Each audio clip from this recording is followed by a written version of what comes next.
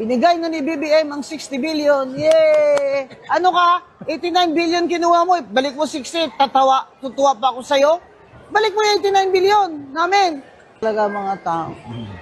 Ay, wag po sanang mag-stop itong galit natin hanggang wala tayong makitang paparusahan at ipakukulong. Mapapabilis po yan lahat kung gustuhin ni BBM. Kayang-kaya po niya yan. Pero kailangan mayroon siyang political will at meron siyang energy at meron siyang good advice lagi sa mga nakapalibot sa kanya.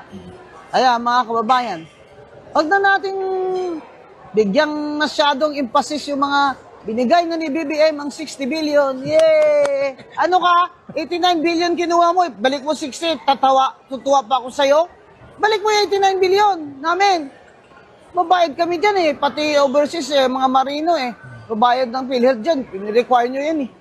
Tapos kinuha nyo lang yung reserve. Ito namang PhilHealth. Kung hindi naman ito na